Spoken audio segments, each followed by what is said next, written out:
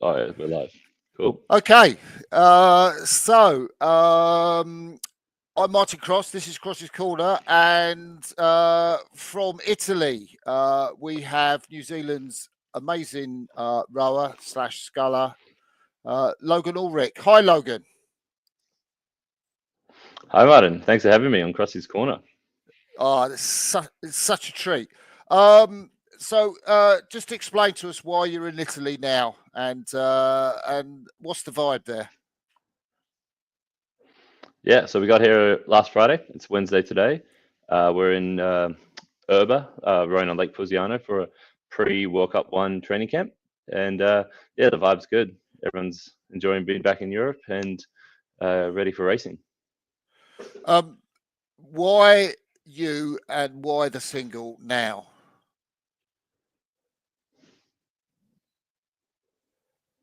So why the single now, Logan? Yeah, so started a new Olympiad. A few of the guys in my four, aren't rowing this year, and I thought it was an awesome opportunity to try, a new discipline. I've always been intrigued by the boat. We've had amazing scullers that I've looked up to, Rob Waddell, Mahi Drysdale, Emma Twigg, and it's really made me want to give it a go myself. How easily did you take to sculling? I read somewhere that you fell in on your first session in a single. Oh, don't we all? Well, maybe not, but yeah, I don't know. I've always touched it in my younger years. Like even at high school, we got to row the singles a little bit, but I never was one of those young prodigies in it. I remember getting beaten easily at schoolboys by 10 seconds plus in singles racing. But I enjoyed the thrill of owning my own performance, and I always knew in the back of my mind I'd try it one day. But sweeping always was a lot of fun, and there's a lot of great opportunities in sweeping. So I stuck with that, through school and into college, and into Paris. Okay. So how are you about talking through your potential opponents in the World Cup this weekend? Yeah, I mean, it's awesome in the single scale. You get to know your competitors personally, and I think that's really cool. I just met Jacob Flehow yesterday morning. Just coming in the dock. yeah.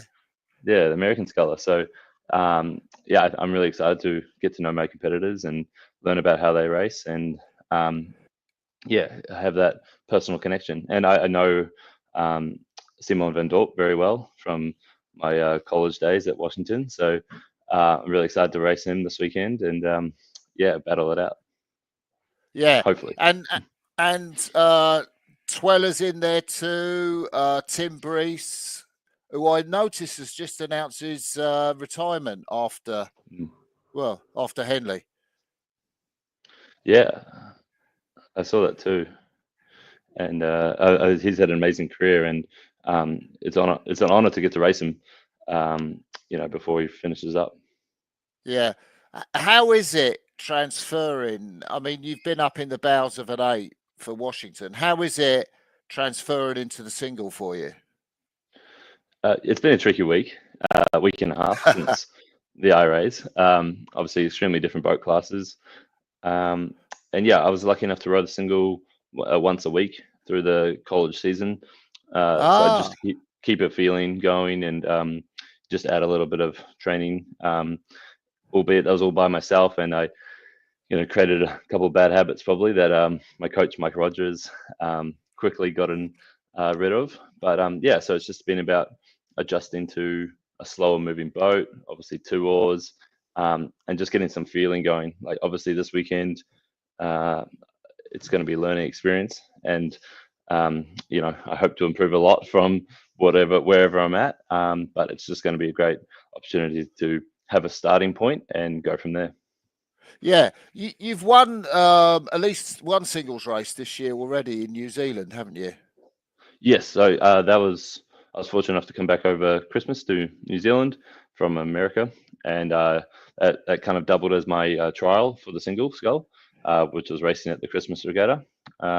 Lined up against the top New Zealand scholars there at the time, Robbie Manson, Ben Mason, Oscar Rustin, and was able to win that one, get the win over my good friend Robbie, and he's an inspiration to me too. So it was an honor to race him and to get the victory. So that kind of gave me the opportunity to race the skull at these World Cups, and so now I got to take this opportunity while I have it. In that regatta, what were your tactics like, without you wishing to give anything away to your opposition this weekend? I mean, honestly, everyone will probably figure out each other's tactics pretty quickly. So, I'm not going to be too secretive of anything really in the next few years. I really want to, even things like ergo scores and training data, I really want to share a lot over the next few years, because I think it can really grow our sport and just make it more interesting if people know, a bit more about the competitors. But in terms of that race against Robbie, he's so fast the whole race. He doesn't slow down, but he also doesn't, go off too hot or sprint too fast. So my goal was to, not let him get away in the middle. So I got out a little bit in front of him, and then, he rode through me like I kind of expected, and I kind of held him to about a length, and was able to wind up for the last 500 and get through him. So it kind of went about as I hoped, but there's still parts I went probably too fast in the first 250, and then paid for it, and then didn't really have a middle rhythm that I wanted to. So that was a pretty new experience, and I hope to take some of those learnings from Christmas into this weekend, and then I'm sure I'm going to learn plenty more lessons this weekend too. I think I read on Road 2K they did a nice little interview with you that you'd seen a 119 doing a burst or something in the single. I do love my max speed in the singles. I think it's a good technical drill, honestly. Max speed, as much as it's obviously power, it's getting a boat up to fast pace can really teach you a few things. So I think I've seen 118 is my best now. Wow! But I hope to get that a lot faster. 115 is the goal. That's what an 8. Yeah, that's what an 8 would do, breaking the world's best time. I love that. Have you had a chance to watch the Olympic singles final? Of course, yeah. I love watching the world rowing races, and definitely been doing my research. Because that race was carnage, wasn't it? I mean, it left a lot of dead bodies sort of down the course. How did you see it? Yeah, I mean, it's a huge week, right? Like, there's the whole Olympics. There's all the thrill and the excitement and the energy of that week. Plus, you got a heat, quarterfinal, semifinal, where everyone's racing for their lives each round. So, being close to Tom McIntosh, who was in that regatta, couldn't question him every day what was going on, because we had our focus and he had his. But every race was sapping a lot of energy from every sculler. So when you got to the final, all of those scullers that were in the A final, I'm sure, were very proud to make it. And but come to that race, like, probably some were carrying more fatigue than others, and it was really impressive. I think you mentioned it in some commentary before of a race I was watching yesterday, that some people were going for Zeidler, chasing Zeidler down the course, and trying to take the gold, and unfortunately paid for it with the last 500. Like, I think Stefanos and Tom McIntosh really had brave races and really took it out there, and unfortunately just didn't have the energy on the day. But and even Simon, with some respects, he was chasing for that gold, and probably lost one spot on the finish order because of it. But even speaking to Simon, he was and rightly so, he was extremely proud of that bronze, because he knew he did everything he could to try and win that race, and he came away with a great result still. Yeah, and I guess you've had a chance to see the European Championships singles race. Yes, yeah, watched that. Zlati, nailed it. He rode his own race, and he rode it very well. I was impressed to see. Yeah, that's pretty cool. So I think you're also hoping to do the diamonds. Correct. Yeah. So entered in that currently, and yeah, so excited. I raced in 2022, and believe that was actually the first in the visitors four, and that was the first time you've ever commentated one of my races. I remember that day because I was always thinking, like, in world rowing, like, well, when you're younger, you want to make, under 23s and keep stepping up. And Yeah. I was like, once Martin Cross says your name, then you're in the big leagues. So that was the day in the semi-final, I think. You commentated, but yeah, that was an amazing regatta, and I'm so excited to go back this time in the single scull. Yeah, that was a bit of a crazy race, I think, your final, wasn't it? Did you come from behind? Is that right? Yeah. We're racing the British under 23 4. All four of them, sorry, a great oarsmen, and they had a lot better base pace through the middle, and fortunately we held on to enough of a margin where we got to the last 600 meters, and my stroke sheet Jack Walkie, we've always loved a good sprint. It seemed with Hert-Jan van Doorn behind me, who was in the Dutch 8 at Varase, and then Matthias Holler up and bow. We knew we had a good sprint as a crew, and it kind of just at that moment we were like, okay, if we're going to do something, we got to go now. And we got some momentum, and then the fire really got lit under us, and we could hear the Washington supporters on the bank, and yeah, just when everything went kitchen sink time. We threw everything at it, and it just it clicked, and it went going, and we got through them eventually. So it's pretty awesome. So just I don't know if you're racing Lucerne, or are you going straight to Henley? Lucerne as well. Yeah. So we got 3 regattas. So cool. Yeah. So are you going to race Tom at all this season?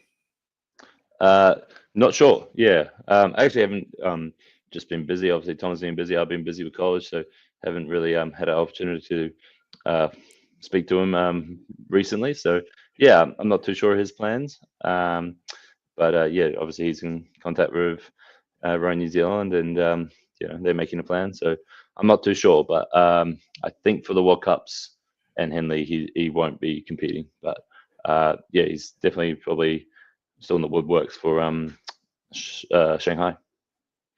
Yeah. So are you hoping to race in Shanghai? Yeah. So I mean, it depends how this Cup Series and Henley goes, and whether or not I'd even be selected, or if I would want to keep going. So in the single, but like I said earlier, I guess it's just such a unique opportunity to try this boat class out, and I just wanted to see where I'm at and see what the capabilities are. So obviously I'm not not experienced in it by any stretch right now, but I'll still get a good indication of what the possibility is in it. And yeah, if there's potential speed, then I'd love to take it on to Shanghai. Oh wow, that's going to be amazing. So just a couple of weeks ago, that was your first IRA championship win, I think. Yeah, it was. Yeah. So that must have been pretty epic for you personally. I'm thinking. Obviously, it was great for the Huskies as a group. Yeah, I mean, I've been dreaming of winning that race for 5 years until 2 weeks ago, and yeah, I think it meant so much personally though, also because I wanted to win so badly for Washington. So it's just such the whole program we were so stoked to win it, and I started my college journey in fall 2019, and the first year COVID, and then COVID messed up the first 2 years really. So I didn't race until 2022, and then 2023. So those 2 years, first year was a rough one. We didn't have the best combination. We weren't rowing well together, and we got fourth. So that was a really tough result, and was hoping to, rectify that. And then 2023, we got some good momentum and, came away with a close second to a great California crew. And I kind of knew I couldn't leave it on that. So after taking the year off the Olympics, I was really excited to come back to Washington for, what I was planning on being the final year. And yeah, to come away with a win was just the stuff of dreams. So I'm still, riding pretty high from that. And I will never forget that race. So what was your best race of the season with the Huskies this year then? Ooh, that's a good question. Isn't that what one we rode the best in, or what was my favorite? You decide. Yeah, I mean, there weren't too many where we probably rode our best. Honestly, we were a crew of racers. We weren't very good at getting the big margins that we probably should have in some races. But we managed to, we were good at getting our barrel ahead when it counted, and which is it's just so special to be a part of a crew that can do that, like the belief you have. So I'd say IRAs and then California Jewel was our best two races.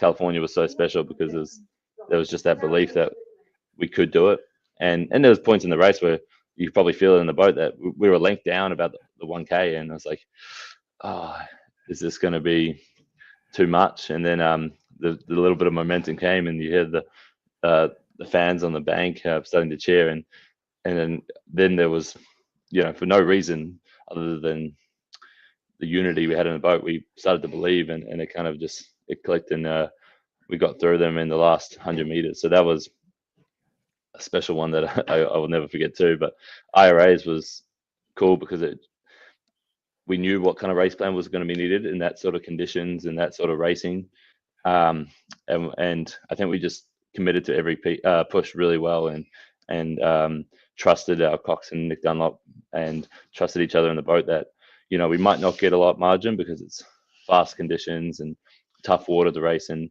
but knowing that like if we take a seat, we're not giving it back. And I think that was really important to have that belief. So we got a lead. It wasn't until like the 1K where we got any sort of reasonable lead, and kind of we just never let it go, and that was pretty cool too. Just describe the intensity coming into the IRAs, just around it for you guys as a crew. Yeah, so it's especially I can't speak for any other college, but for us, like going there, there's only one thing we want, and we want to win that race. We want to win the IRA National Championship. So yeah, there's always that intensity, because you could leave that weekend and there's only one result that's going to be satisfying almost. And so we had the pressure, but at the same time, like this is the last week of a 9-month season. So we've already done so much work to that point, and so we could actually come in with a lot of confidence and trust. And I remember that the night before the final, Callahan, our coach, was doing our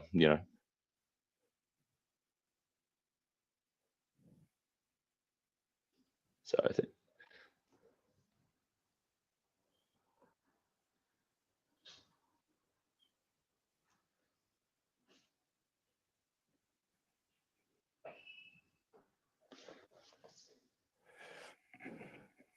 Yeah, what I got from that was the night before, Mike Callahan, if you could hear me.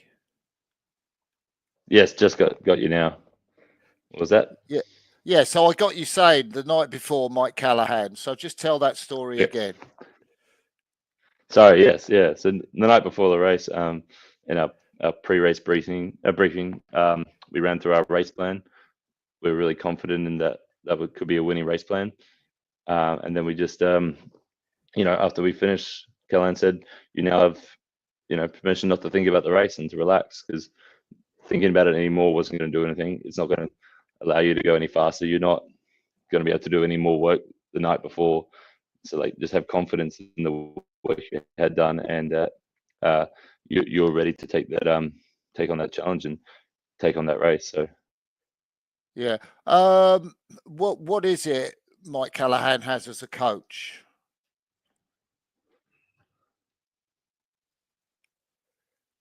So just thinking about Mike Callaghan's qualities as a coach. So I just got you at the end. What was that? Yeah, just thinking, what are Mike Callaghan's qualities as a coach? Yeah, I think a lot of it. Well, he has a military background from his father and family, and he has a really amazing way of getting everyone on the same page and with one focused goal. And I think that's a really amazing trait. He also is very, as much as like you can, you look at him as being, I think, the best college rowing coach.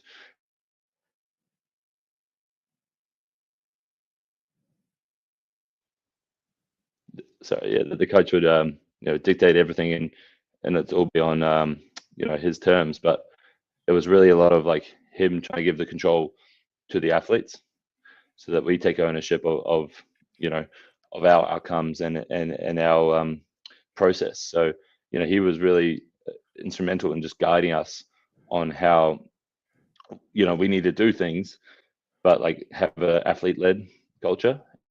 And I think that's what he does extremely well year to year at Washington. Yeah. I know that you rode down the stern of the Washington 8 earlier, where in other years. I'm interested as to why Mike thought the 2 seat was the best seat for you. Yeah, so up until I was right with Harry Fitzpatrick, another Kiwi rower, awesome rower, and we rode the pair quite a lot that season. And up there in Bow, Callaghan thought we just looked like we were rowing the pair nicely together as well. So it kind of it worked out well to put us two up there and just flow in our movement. But then kind of like the stern six was so such like technically proficient rowers that they gave us such a nice rhythm to work off. And also I think Callaghan never mentioned this, but Harry and I both have the shortest legs. And I think it works well to put the short legs in the back to get us. Yeah. So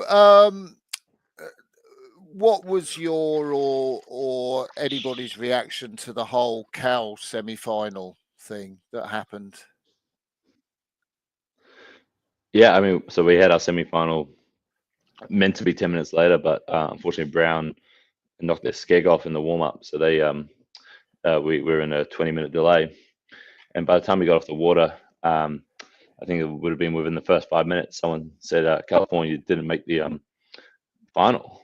And obviously we were and I assumed it was a goose or something, or like a problem. But yeah, once we I guess saw the other semi-final, watched their race, and yeah, it was really I guess it was a shock. And yeah, just I feel for Harry, the 3 seed of the California boat. It was no one ever wishes that upon anyone in a race, and it was sad to see them go out like that. And it was tough water, so it's not it's not a huge error. Like it could have happened to any one of us in any of the races. And yeah, I mean, it would have been amazing to race them one last time, because we've had some amazing battles with them all season. And don't know which way it would have gone, but like yeah, so yeah, definitely gutted for them that they weren't in the final. But yeah, I think it was tricky conditions all week, and it was really a true test of how to row on those big rolling tailwinds. It was really tricky water. Yeah. Was Tim Roth in that Cal boat? Yes, yeah. So Tim Roth 5 seat. He switched to starboard this year, and yeah, I'll be racing him again this weekend. Yeah, that's what I thought. Varase. Yeah. That that's quite a cool matchup. So do your family watch you from afar, or do they like travel over? Did they travel to New Jersey? I guess they came to the Olympics. So I only caught the last bit. Yeah, I'm just thinking about your family because I know obviously your dad and your mum. It's Cindy and I can't remember your dad's name. Yeah, Cindy and Hilton. Hilton, yeah. So do they? I'm Yeah. guessing they must have travelled to Paris. Did they come over to Seattle? Yeah, so I was very fortunate to have them in Paris and some other family members. And yeah, they've come to Seattle 1 year in 2022, but it's a big trip, and just Yeah. with cost and timings with work and stuff, it just hasn't always worked out to come again. So I've been very lucky to have them, come to every major regatta or different places. But yeah, so not this year at the IRAs. But at the same time, kind of like the Olympics, you're pretty focused and tucked away almost. So it wouldn't be the best opportunity to catch up with them anyway. So they're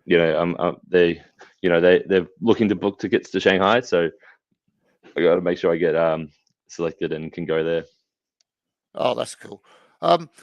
I'm just intrigued as to how you celebrated, because I'm not, presumably the guys are doing some stuff at Henley and or some of them, and you're obviously doing this. Did you just let yourselves go the night of the night after the final? Yeah, so it's quite. We fly back straight to Seattle the Sunday night. So we're on a 7 p.m. flight, which gets us in close to midnight. But yeah, I mean, honestly, you're letting your hair down a bit, and the best part is just kind of enjoying celebrating with the whole team. Obviously we don't. Unfortunately, everyone can't come to New Jersey, and it gets to be a small team. So really reconnecting with the whole team that made the season possible is really special. And so yeah, just being in each other's company the night of, and the immediate after is really special. And last year at Henley, there was the whole thing with the booms, and I know Washington put a nice film out about that. What impact did that have on the boat club? Yeah, I mean, honestly, it was yeah, in a way, it was. I've not been there. I've probably not been there last season. I have a different perspective, but yeah, in reality, like they just had such an amazing year last year that really that's all we kind of focused on. And besides like I guess I was just turning new slate the next season. Every season you got to start fresh. But really, it kind of like yeah, it wasn't too much of a big shadow really. And obviously there's the boys in the eight were gutted, but they were happy to go and get stuck into the 2025 season. Yeah, I just had a thought there. I'd love to see a UW Cal Cambridge race. Maybe shove Brooks Oh, in in there the too. ladies plate. Yeah, well, the grand really. Yeah, I would love to see it too. Yeah, true. I Yeah. would love to see it. I'm just not sure if this will be the year. Yeah. So, how far out were you thinking about Paris and the possibility of being in the Kiwi Olympic team? Yeah, so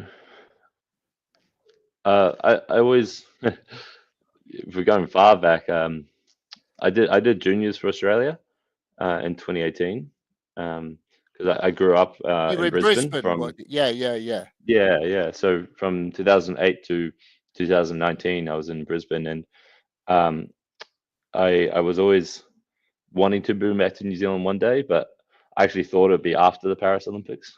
That's what I was Oh, thinking. well, And because I was in the Australian system, and I was progressing decently well. So I guess coming into Tokyo, I didn't have thoughts of Tokyo go. I was young and I wasn't expected to be on that track. So I was just looking towards Paris, and then I guess I kind of got tripped up a bit with a couple of results in 2019, which made me look at going to college at Washington.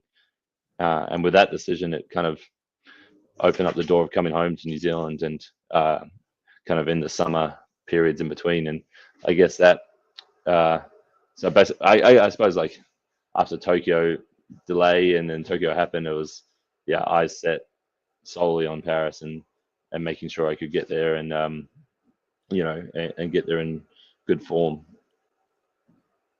So, did they welcome you with open arms back in New Zealand, or were you like the Aussie, you know, just having to make an impact coming back into that system? How did they welcome you? So was it the New Zealand team? You said? Yeah. Yeah, I mean, I moved in 2020, 2021. So at that point, yeah, I didn't have much experience under my belt internationally or you know, big results to my name. So yeah, I was kind of, you know, there's a lot of great underage Kiwi rowers at the time. So I was just kind of, you know, they were excited and to have another one join them. But yeah, in the mix of things, you know, there's your Dan Williamson, Ollie McLean's, Yeah. you know, big names at the same age as me. So I was by no means, you know, the top of the ladder. So I guess they were excited to have a, you know, another potential talent come through. But yeah, it wasn't, you know, they weren't opening the red carpet or anything. It's New Zealand. Yeah. Just I just thought then you mentioned Ollie, who I spent some time with. There was an event called the Lenny Peters Cup that he came in as a last minute substitute for in North Carolina. But I was talking to him about the Olympic final. I think because I've got a copy of your race somewhere with our commentary on, but he basically said I haven't watched it. And I think Nick Mead as well, who you raced in the American for, he hasn't watched it. He doesn't want to watch it. Interesting. Do you say Ollie hasn't watched it as well? Oh, well, I'm wondering whether I've put Nick Meads onto Ollie, but I'm not sure that Ollie's watched it actually. Which there would be, there was a level of frustration or disappointment that you didn't win the race, because obviously it sounded like you were going to win that race. How fair is that? Is that how did you see that result and race?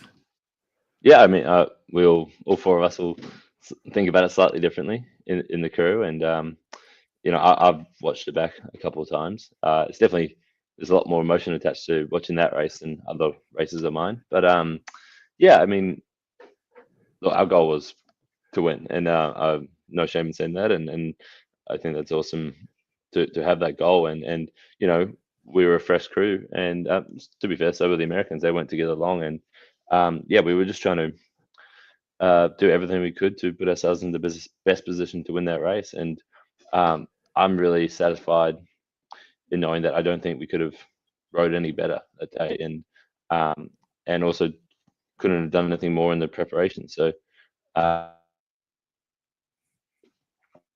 I don't have any sour feelings towards it. I just have yeah, pride that I couldn't have done anything more, and you know, would have been amazing to get the goal, but America were a great crew, so you know, they deserved it, and they you know, rode a better race than us. So yeah, I think, yeah, I'm thrilled by it, but you know, I want to go one better at the next games, and yeah, again, I'm not shy in saying that goal either. Just on that, Ivan, who's watching live, has got a question. Obviously, we talked about sculling now, but that's a long way in advance, and he's interested if what thoughts you might have about Los Angeles this far out. Yeah, I mean, it's a while out, but it's always good to have in the back of the mind. You know, we're a relatively small rowing nation. terms of numbers of people, and so options like a 4 and an 8 kind of depend on who's around. So yeah, kind of like, I'd love to be able to win a 4 race, and I'd love to be able to win an 8 race, but it kind of just all depends on what boat's going to be going fastest by the time we get to LA, and that's probably the boat I want to try and find myself in. So yeah, if the goal is to get gold, then I'm going to put myself in the best position possible, and I want to see where that is. Just on that final in Paris, I mean, you got very close to the Americans through the third quarter, coming into the first part of the last 500. Yeah, I remember looking over, which I shouldn't be doing, and Tom Murray will get mad at me for looking at the boat. But yeah, I was on probably Mike Grady, so the 3 seat. So that means we're 1 seat down, and that was our closest point. And that was 600 to go.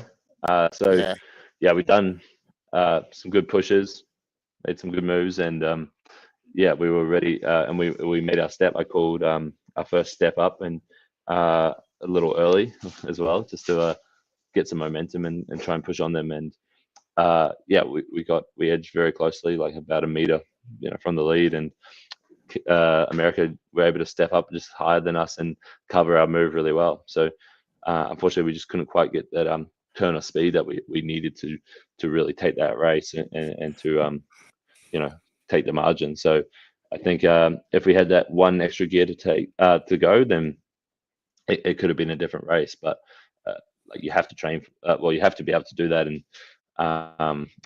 and that was never really our specialty, to be able to take it like the Italians and go to 48 and go really fast in the last 500. But yeah, so like I said, we actually did our best race possible probably, and so yeah, can't be mad about that.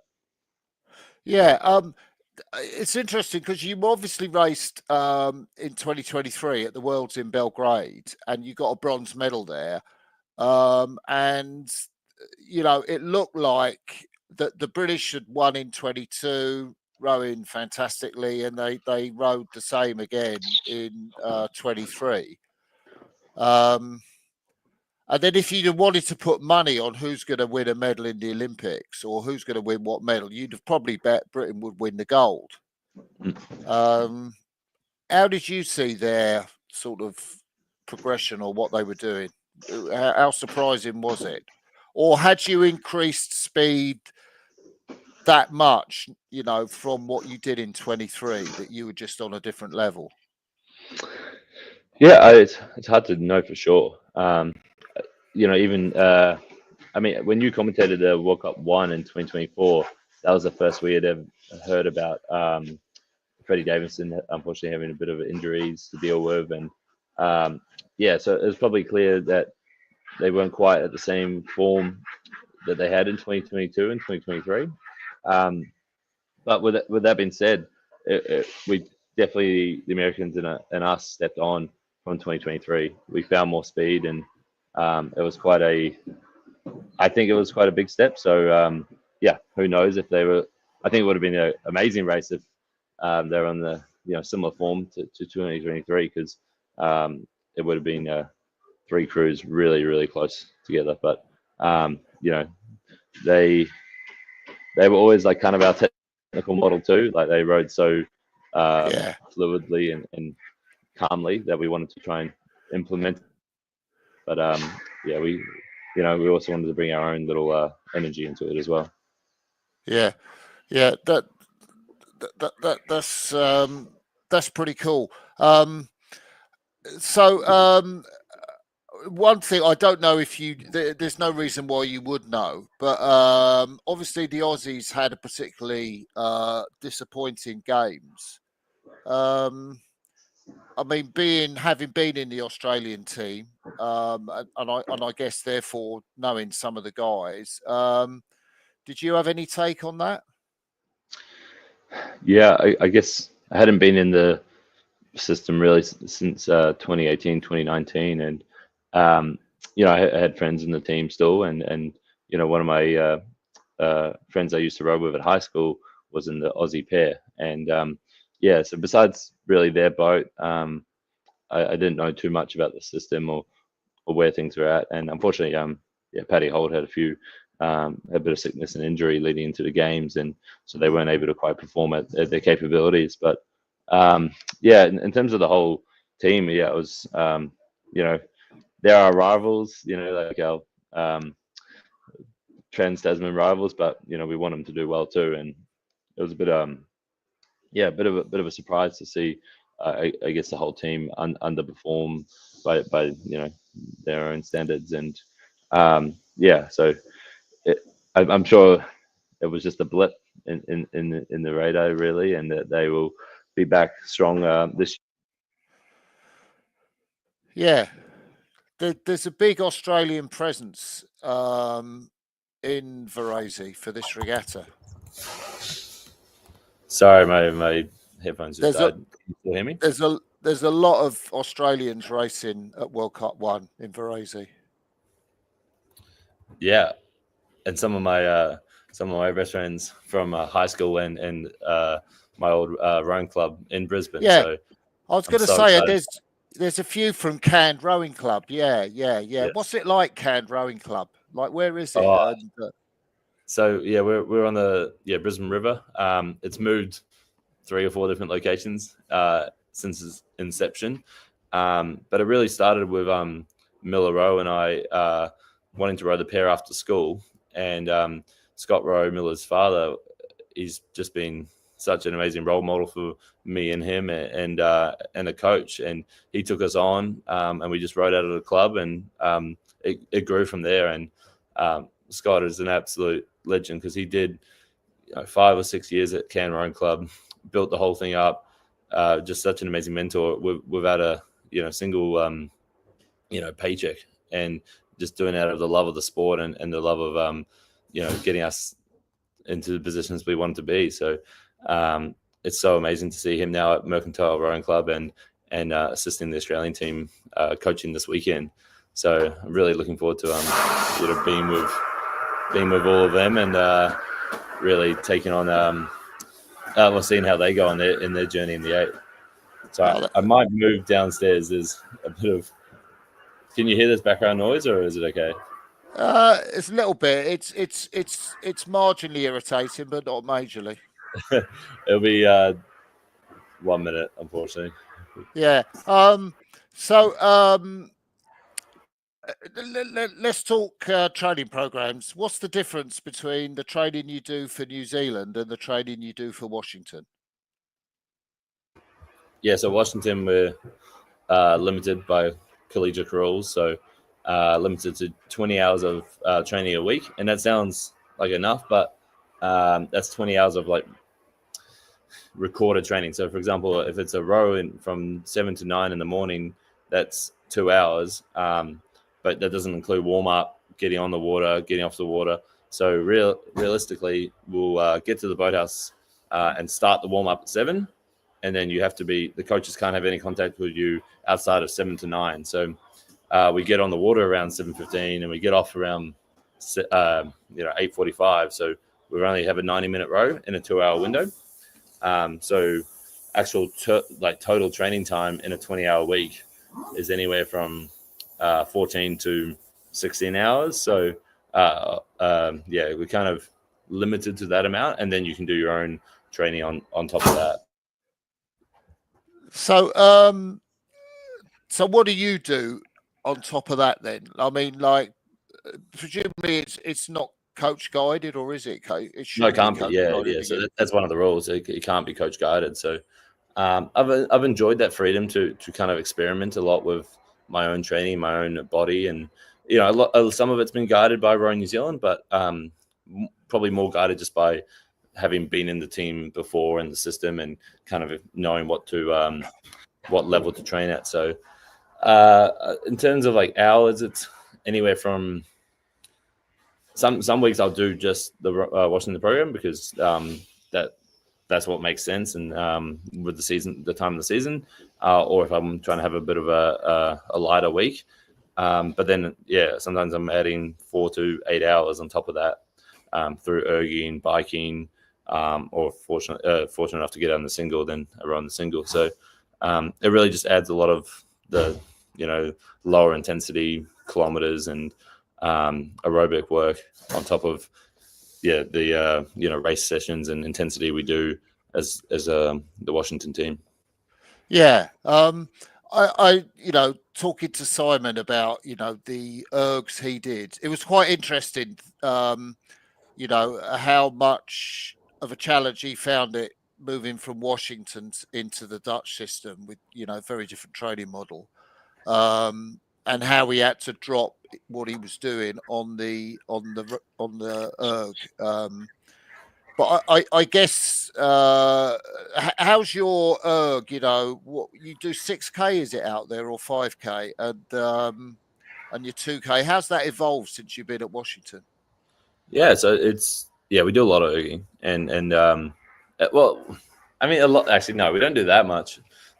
Probably less than what people think, and like the consistent one each week is like a threshold erg, which can be anywhere from like 2x6K, 3x4K. It's essentially between 30 minutes and 40 minutes of work at a threshold intensity or above, at different rate caps and stuff like that. And then in the winter, we'll do 60 to 90 minutes of steady state on the RP3s, and sometimes another power erg, either on the RP3 or the C2, as well on Fridays. And so we're erging 2 to 3 times a week, but I really think that if you're consistently doing 2 to 3 ergs a week, your scores come along with that, on top of all the extra training all the other training we do. So my erg scores, when I first got there, definitely a few second PBs on all the tests, especially the tests I hadn't done many of, and then 2022, I didn't improve. I was 2 seconds slower, with COVID and just getting COVID in February and just all the interruptions. And then 2023, I PB'd. Can you hear me now? Sorry, can you hear me? Yeah, I can hear you. Can you hear me now? Yeah. Can you hear me? Oh, yeah. Good, because I couldn't hear you. Because there was a little click that happened. Why don't you try going back out and coming in again, and then you can talk about what you just said about the ergs. Okay, yep.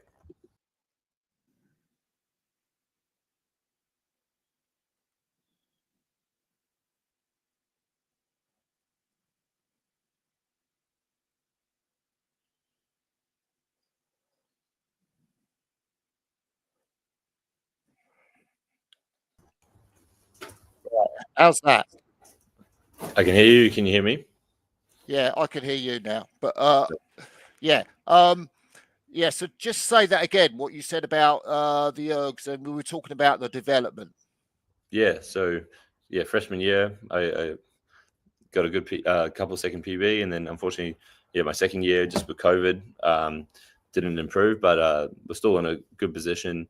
And then senior year was able to go 5:46, which I was like a couple more seconds faster. And I think like every year, like if you do the training program with good intent and good you recover well and you push yourself on every week, then there's no reason not to improve. And one of the biggest markers we look at in the annual 2K test isn't what the average score is, but what the average personal best rate is. And if we have that as a high number, then we know the team's in a good position, because it's all about like being the best you can be and relative to your own performances.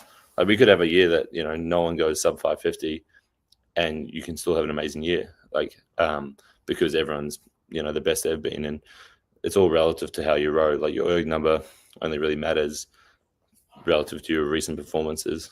So if all of a sudden I got 10 seconds faster on the erg, then that should equate to better rowing relative to my own rowing, and same for anyone else. So it's not always the best to compare individuals to individuals on ergs, I think, but individuals to their own performances is a better metric.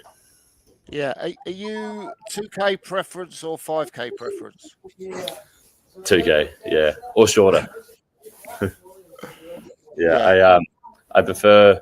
Look, I'm still a decently aerobically based athlete. I can do the 6Ks and the 5Ks pretty well. But my relative strength is, I'd say anywhere between a 1K and a 2K is my best distance. Yeah. So you've now graduated, I guess, from Washington, and so what? We've talked a little bit about you hoping to be in Shanghai for the World Championships, but are you now going to move to New Zealand? Yeah, moving back home. So I haven't spent more than 9 months in the same place since 2019. Wow. Going, back to America, back to New Zealand, and all around. So I'm really excited to get settled into a bit of a base, and from coming back up to Henley till at least LA. That's I'm going to be based in Cambridge, where we are close to Lake Karapiro, and we have all our high performance sports set up there. And I'm really excited to have a bit of a have one room that I call home for a long period of time, rather than switching up all the time. Yeah. Few changes in the sport. Obviously, one that you're going to have to contend with in Varase at World Cup 1. No repêchages, and first 2 straight through for the heat if you win. But then fastest times across, what will there be, 4 or 5 heats for men's singles? What's your view on that? Yeah, I mean, I think change is what our sport needs, and everyone will have opinions on if it's a good change or a bad change, and some can be a good change, some can be a bad change, and I don't think we'll know straight away. Personally, I'm excited for this change because I can see the thought process behind it, and I can see the potential gain of having no repêchages. Having a shorter regatta, having a more intense regatta can only add to the viewership, and which frankly is lacking in rowing. The amount of views. So if this can improve that, then I'm all for it. It's going to make the heats more intense. It's going to mean that no one can really have an off day, and that's also going to reward effort and fit rowers. So I think the training programs will almost have to reflect this change as well. So I think that it's especially the data that was used to determine if this could be a feasible option, going back 10 years and seeing that not many results would have actually changed if the repêchages were removed. I think it's totally viable. There's going to be 1 or 2 cases in the next couple of years where people might miss out on progressing because of an unfair lane, and it will happen, and that's unfortunate. It could happen to me, it could happen to anyone, and it's not going to be a nice point, but if it's only 1 or 2 over a few years, that's actually not a bad result. So hopefully it's a good change, and like I said, I think the sport needs changes. So I think it's going to be good, and I'm also really excited for the introduction of mixed states. I think that was a really unique thing that only our sport can do, really, putting men and women in the same boat, and I really think that's a cool thing to be building on. Yeah. Who would be in your fantasy mixed state then for New Zealand? For New Zealand? Oh, okay, yeah. But Twiggy stroking it. Yeah. And then Grace Prendergast behind her. And then I can't even put myself in it. That wouldn't even make sense. No, you have to be in it. You have to be in it. No. Okay. Well then 6 seat. You got to put Matt McDonald in there.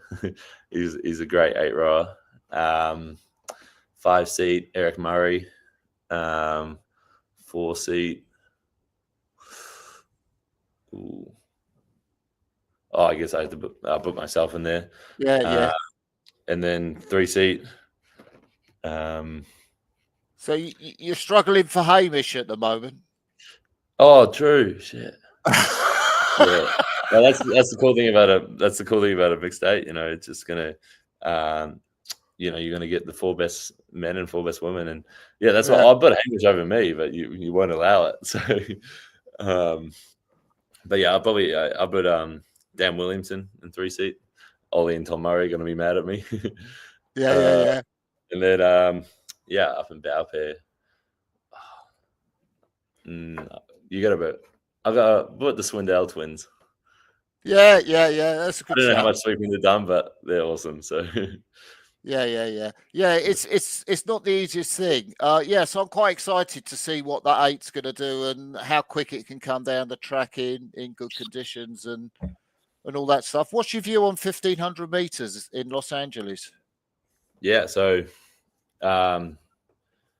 obviously there's a lot of opinions out there, and I guess all right, I'm 100% biased about in my opinion, because 1500 the distance suits me more than 2K.